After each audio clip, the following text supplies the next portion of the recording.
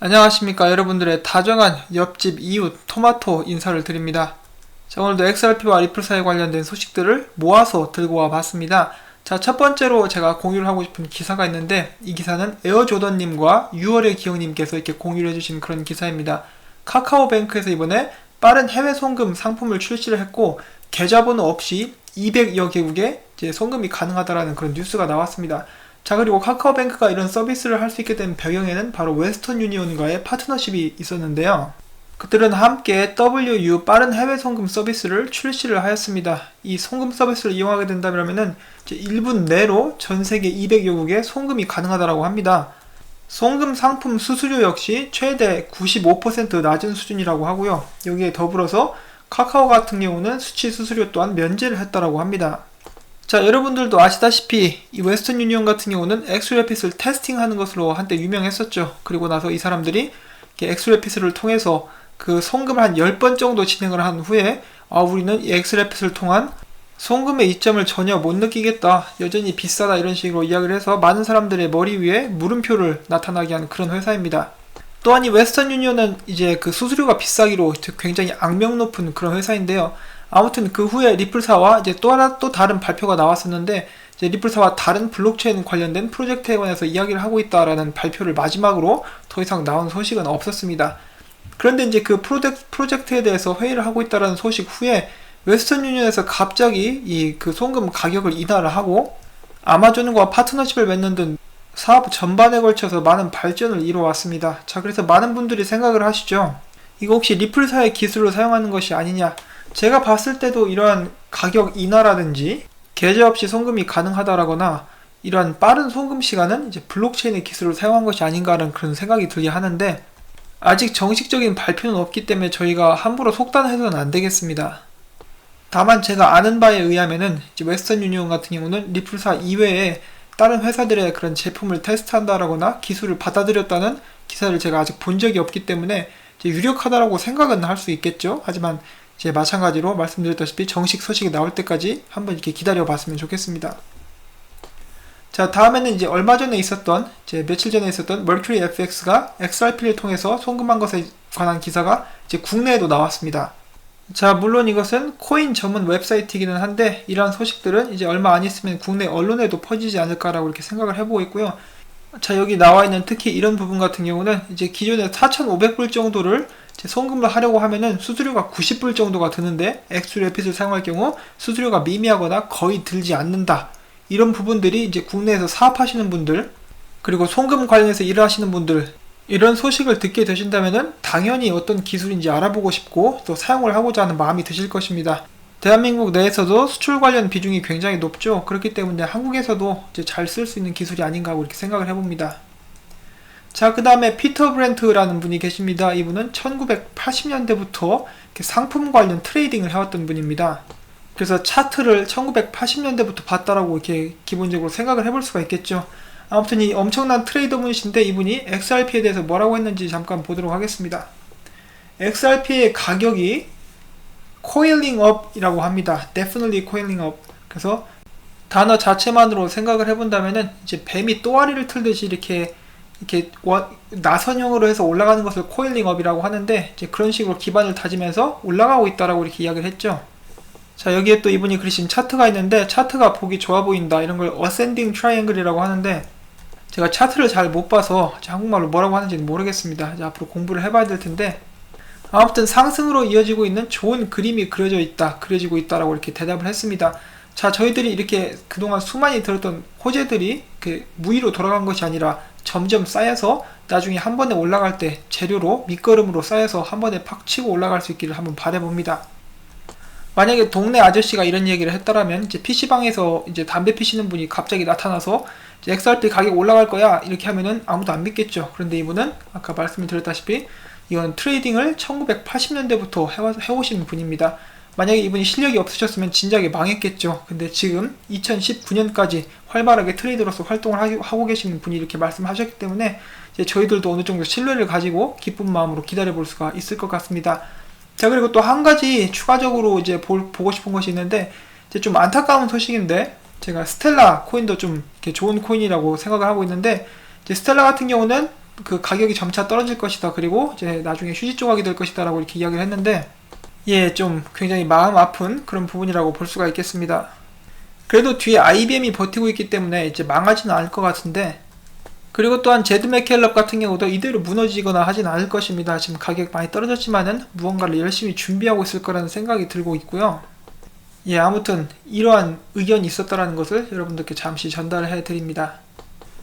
자, 그리고 지금 스위스에서 다보스 행사가 진행이 되고 있습니다. 블록체인 및 핀테크 관련 컨퍼런스가 진행이 되고 있는데, 예, 빵형이 여기 참가를 하고 있죠. 지금 모습이 보이고 있는데, 아직까지 이렇다 할 그런 희소식은 들려오고 있지 않은 그런 상황입니다. 그런데 이제 게이트 허브라는 그 암호화폐 거래소가 있습니다. 그래서 이 암호화폐 거래소 CEO가 빵형을 이렇게 만났다라고 해요. 그래서 이렇게 사이좋게 사진을 찍었는데, 여기서 이렇게 이야기를 하고 있습니다. Exciting news coming soon. Stay tuned. 이렇게 이야기를 하고 있는데, 곧 있으면 좋은 소식을 알려주게 될 것이다. 그러므로 이제 계속 채널 고정 이런 식으로 이야기를 했습니다.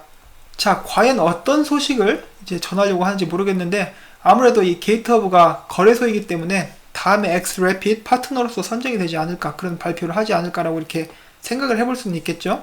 그리고 게이트허브 같은 경우는 XRP랑 법정 화폐 페어도 있다라고 합니다. 그렇기 때문에 저희가 더욱더 이제 기대를 해볼 수가 있는 그런 부분이라고 볼 수가 있겠습니다.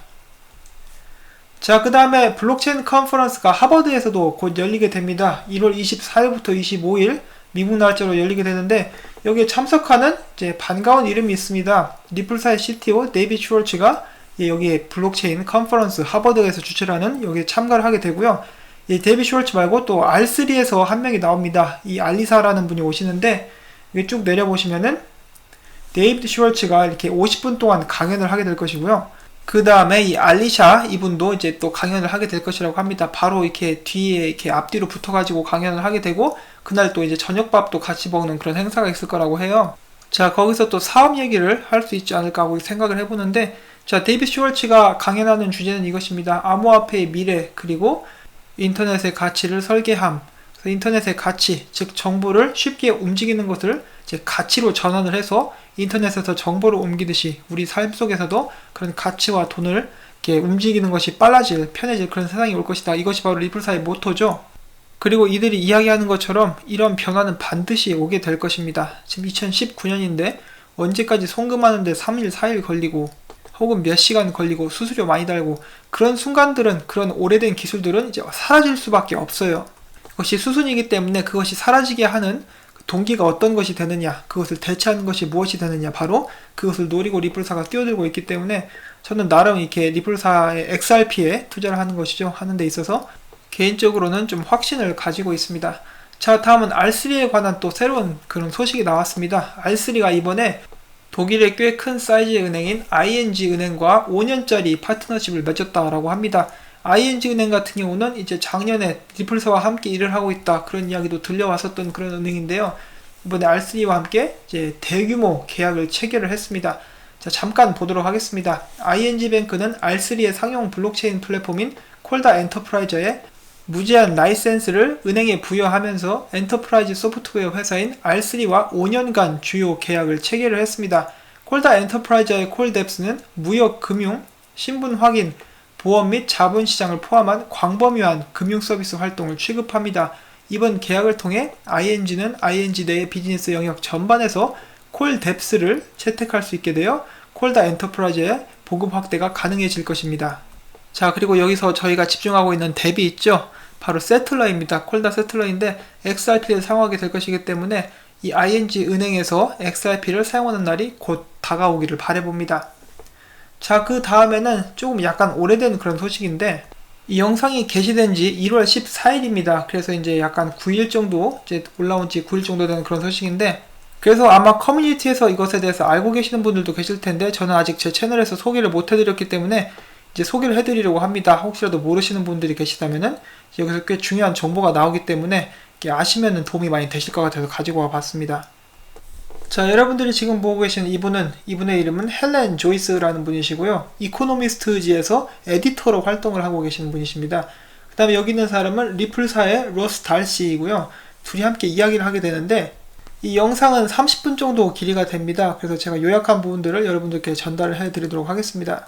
먼저 그동안은 리플사에 관해서 이제 소프트웨어를 테스트하는 그런 회사들이 많았죠. 그런데 이제 이분이 이렇게 이야기를 하십니다. 리플은 더 이상 그 파일럿 테스트를 하는 회사가 아니다. 한마디로 제품 검증은 끝났다라고 볼 수가 있겠죠. 그래서 구매자들은 이제 리플사의 그 제품에 관심이 없으면은 그냥 지나간다. 자, 그리고 그 다음에는 파트너십에 대해서 이야기를 하게 되는데, 이제 작년 같은 경우 리플사는 굉장히 많은 파트너십을 유치를 했죠. 그래서 이제 그것에 관해서 이제 똑같은 이야기가 나옵니다. 이렇게 좋은 소식이 나옴에도 불구하고 왜 XRP의 가격은 올라가지 않느냐. 저희 커뮤니티에서도 항상 이렇게 문제가 되고 있는 그런 부분이라고 볼 수가 있겠는데, 그것에 관해서 이 헬렌 이분께서 날카로운 질문을 하나 던집니다. 혹시 이 파트너십이 몇 개가 돼야, 그 매직 넘버라고 표현을 했어요. 몇 개가 돼야 XRP의 가격이 변화가 있을 것 같냐 라고 물어보니까 리플사의 직원인 로스가 이렇게 대답을 합니다. 이제 내가 봤을 때에는 이제 리플사의 그 파트너십 개수가 300개에서 400개 정도가 된다라고 한다면은, 그 정도의 고객들을 유치하게 된다면은 네트워크에서 효과가 나오기 시작을 하면서 가격의 변동이 적극적으로 일어나게 될 것이다 라고 이렇게 이야기를 했습니다. 자, 그래서 200개 넘었다라고 얼마 전에 발표를 했는데 200개 이상이었죠 그때. 그렇기 때문에 저희가 조금만 더 기다려보면은 더 많은 파트너십들이 이렇게 체결이 되고, 특히 엑스래핏을 사용하는 그런 회사들이 많아질수록 가격에 대한 상승이, 변동이 곧 올 수 있을 것이다 라고 기대를 해볼 수가 있겠습니다. 제가 말한 게 아니고 이제 리플사에서 나온 직원분이 이야기를 하신 거예요. 이 영상을 시청하고 싶으시다면 이것을 타입하시면 됩니다. 유튜브에서 Shift Money 2018 The Future of Digital Currency 하고 이렇게 로스 달시 이렇게 나오면 되는데, 그러면 여러분께서 전체 영상을 시청을 하실 수가 있습니다. 자, 그리고 여기서 끝이 아닙니다. 제가 아까 전에 200개 이상이 있을 것이라고 말씀을 해드렸었는데, 중동에, 제가 어제 중동의 이야기도 잠깐 드렸었죠. 그 중동에 리플사의 공식적인 파트너가 몇 개가 있죠? 쿠웨이트 쪽에도 2개가 있고, 그 다음에 아랍에미리트 쪽에도 있고, 그렇죠. 사우디아라비아 쪽에도 있고. 근데 이제 로스 씨가 이야기하기를 중동에 12개 은행이 이제 최근에 리플넷에 가입이 되었다라고 합니다. 12개입니다. 12개. 저희가 알고 있는 것보다 더 많은 은행들이 가입이 되어 있습니다. 자, 그리고 리플사에서는 이제 고객들에게 스위프트를 버리라고 이야기를 하지 않지만은 새로운 기술을 이제 사용하기를 장려하고 있다라고 하고요. 리플사에서 지금 이제 집중하는 것 중에 하나가 하이 볼륨, 로우 페이먼트, 그리고 그것을 적극적으로 사용할 수 있는 회사가 우버다, 이런 식으로 또 이야기를 했었고요. 또한 이제 리플사의 제품의 장점은 이제 큰 은행들과 작은 은행들 모두 이득을 볼 수 있다, 그런 식으로 이야기도 했었고, 이제 어떤 고객 같은 경우는 이제 상담부터 제품을 사용하기까지 때로 8개월에서 12개월이 걸린다라고 합니다. 그래서 굉장히 장시간이죠. 아무래도 굉장히 보수적인 기관들과 일을 계속 하기 때문에 이런 것 같은데, 그 정도로 오래 걸릴 때도 있다라고 이렇게 이야기를 했습니다. 그리고 역시 스위프트에 관해서 이야기를 했었는데, 스위프트에 반해서 리플사의 제품 같은 경우는 3번의 클릭 그리고 30초 내로 거래를 마무리 시킬 수가 있고, 실패 확률이 제로입니다. 그런데 스위프트사 같은 경우는 항상 4%에서 6%, 지난번에 인도 쪽에서는 15%라고 이야기를 했었는데, 이제 그 정도로 실패 확률이 있기 때문에 실패가 없는 그런 기술은 은행으로서는 크게 도움이 된다라고 이렇게 이야기도 했습니다. 그리고 이분이 이렇게 또 물어봤어요. 스위프트의 가장 큰 라이벌이 뭐라고 생각하냐? 그것에 관한 그의 대답은 이랬습니다. 스위프트사의 가장 큰 라이벌은 바로 그들이 가지고 있는 통계, 바로 뒤처진 그들의 기술력을 대변하는 그들의 통계다, 이런 식으로 이야기를 했습니다. 자, 그래서 300개에서 400개 가장 중요한 부분이라고 볼 수가 있겠죠. 파트너들은 계속 늘어나고 있습니다. 아, 그리고 제가 지금 방금 눈치챈 건데 지금 화면에 오류가 있네요. 제가 컴퓨터 화면에 지금 오류가 떠가지고 이걸 몰랐는데, 이상한 그 트위터 관련 그 화면이 약간 섞여서 뜨고 있는데, 이미 제가 녹화를 많이 진행을 한 상태에서 이번 영상은 이대로 진행을 하도록 하겠습니다. 다음번에 좀 더 신경을 써서 이런 부분이 없는지 확인을 하도록 하겠습니다. 자, 그리고 그 다음은 어제 나왔던 곰탱이 찌라시 새로운 그림인데, 이것에 대해서 시청자 중에 한 분께서 의견을 남겨주셨습니다. 이렇게 유희천상님께서 이렇게 말씀을 해주셨는데, 14라는 숫자는 링크한 기사에 보면은 2월 14일을 말하는 것은 아닐까요? 블루거 솔루션 회사인 10XTS의 이슈와 CEO인 마이클 힐리스 학원 의원과 직접 연설을 하면서 이 법안이 공식적으로 소개될 날짜가 2월 14일임을 확인할 수가 있었습니다 라고 말씀을 해주셨습니다. 자, 이런 의견이 있었고요. 정말로 그렇게 될 수도 있겠죠. 저는 하루빨리 토큰 증류 분류법 통과가 되었으면 좋겠습니다. 암호화폐 시장에는 정말 큰 희소식으로 다가올 것이라고 생각을 하고 있고요. 정말 큰 호재로서 받아들여질 수 있기를 한번 기대를 해봅니다. 자, 그 다음에는 이제 런던에 증권 거래소가 있는데, 이 증권 거래소의 기술을 바탕으로 새로운 암호화폐 거래소가 나온다라고 합니다. 새로 런칭할 이 거래소 이름은 AAX라고 합니다. 그래서 많은 암호화폐 거래소들이 전통적인 주식시장에서 사용하고 있는 그런 기술들을 채용을 하고 있다는 그런 기사였고요. 마찬가지로 XRP와는 직접적으로 상관없지만은 암호화폐 전반적인 영향을 줄 수 있는 그런 기사가 나왔습니다. 이 나스닥의 CEO가 이렇게 이야기를 했습니다. 암호화폐는 여전히 미래의 글로벌 통화가 될 수가 있다라고 이렇게 이야기를 했습니다. 이 CEO의 이름은 아데나 프리드만이라고 하고요. 이렇게 이야기를 했습니다. 2019년 혼란과 혁신의 해가 될 것이다. 그리고 암호화폐는 천재성과 창조성이 엄청난 시연이라고 이렇게 일컬었고요. 실용적인 유용성을 찾으면은 여전히 글로벌 통화가 될 수 있다라고 또 이렇게 이야기를 했습니다. 그래서 동네 PC방 아저씨가 아닌 이제 유명하신 나스닥의 CEO께서 이렇게 이야기를 하셨기 때문에 어느 정도 신빙성이 있는 그런 의견이라고 들어볼 수가 있겠죠. 그래서 다른 기술이라든지 새로운 것들과 마찬가지로 암호화폐 역시 어떠한 과정을 거쳐서 커나가는데 지금 현재 그 과정 안에 있다라고 이런 식으로 이야기를 했는데, 이러한 관점은 다른 사람들도 많이 공유를 했었던 그런 부분이죠. 제 생각에도 이것이 실제가 되는 날이 얼마 남지 않았다라고 보고 있습니다.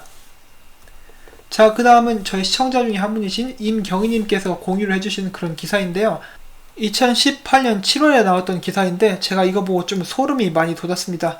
이 기사가 어떤 것에 관해서 이야기를 하고 있냐면은 한국에 있는 많은 은행들이 2017년도 불장 때 암호화폐들을 많이 소유하고 있었다라는 것을 이야기하고 있습니다. 이 출처를 보니까 연합뉴스라고 나와 있었어요. 그래서 혹시 한국어로 된 기사가 있나 하고 찾아봤는데 찾을 수가 있었습니다. 그래서 대한민국의 은행들이 심지어 빗썸보다도 더 많은 암호화폐를 보유하고 있었다라고 이렇게 나와 있습니다. 그래서 저는 이것에 대해서 사실 잘 몰랐어요. 그래서 이것을 보고 충격을 받았는데, 연합뉴스에서 이렇게 이야기를 했습니다. 2017년 동안 시중 모든 은행들이 보유하고 있던 암호화폐가 20억 달러에 이른다고 보도했습니다. 2017년 동안 시중 모든 은행들이 보유하고 있던 암호화폐가 20억 달러에 이른다고 보도를 했고, 2017년 12월보다 가격이 떨어진 지금 은행이 보유한 암호화폐는 거래소 빗썸보다 더 많은 것으로 알려져 있습니다. 대부분 대한민국 은행들은 블록체인 기술을 갈망하며 암호화폐에 여정에 기꺼이 참여를 해왔습니다. 암호화폐에 대한 이러한 열정은 다른 나라에서 들어보지 못하는 것 중에 하나입니다. 실제로 대부분 국가의 국영은행들은 대체 화폐의 익명성을 경계하고 있으며 지금까지 한국은행이 해왔던 것처럼 전반적인 지원을 하고 있지 않습니다. 자, 여기서 또 충격적인 사실이 나옵니다. 대한민국에서 두 번째로 큰 신한은행은 대체 화폐, 즉 암호화폐의 환경에 더 높은 적응력을 보여왔으며 고객들을 위한 비트코인 지갑을 개발했습니다. 2017년 신한은행은 다음과 같이 발표했습니다. 비트코인 주소와 지갑에 개인 키를 관리, 발급하는 가상의 비트코인 금고 플랫폼을 시험하고 있습니다. 금고 서비스를 무료로 제공하고 인출 수수료를 부여할 계획입니다. 사실 대한민국은 블록체인 기술에서 가장 많은 생산성을 가진 국가입니다. 한국은 암호화폐 생태계를 이끌고 건설할 필수적인 제도들을 마련하고 있습니다. 마지막 부분 틀렸죠? 제가 이거를 읽으면서 이제 머릿속이 멍해졌습니다. 한국은행 빼고 이제 기존의 대한민국에 있는 은행들은 이 세대의 흐름에 발맞추기 위해서 이미 준비를 하고 있었어요. 암호화폐를 보유하고 있었고, 심지어는 거래소보다 더 많은 암호화폐를 가지고 있었고, 신한은행 같은 경우는 최근에 이제 큰 화제가 되고 있는, 전 세계적으로 은행에서 암호화폐를 다룬다는 것에 화제가 되고 있는데 그것을 1년이나 먼저 준비를 했었다라는 게 정말 충격적이었습니다. 대한민국이 다른 나라보다 1년 먼저 앞서 나갈 수 있는 기회가 있었는데 이제 날아갔죠. 지금 상태로는 어린 반푼어치도 없습니다. 이거 정말 충격적인 그런 뉴스라고 볼 수가 있겠는데, 아무튼 리플 소식은 진작에 끝났는데 계속 영상을 길게 만들어서 죄송합니다. 이런 부분들이 여러분들께도 도움이 되실 거라고 생각을 해서 이렇게 공유를 하고 있습니다. 자, 아무튼 이런 안타까운 현실을 뒤로 하고 저희는 투자자로서 성공하기 위해서 매일매일 공부를 열심히 하면 좋을 것 같습니다. 지금 영상이 너무 길어졌는데 바로 마치도록 하겠습니다. 여러분 도움이 되셨다면 구독과 좋아요 그리고 광고를 한 편만이라도 처음부터 끝까지 꼭 시청을 부탁을 드리고 광고를 클릭해 주시는 것도 이렇게 도움이 됩니다. 여러분 덕분에 제가 이렇게 일을 할 수 있습니다. 감사합니다. 여러분 안녕히 계십시오.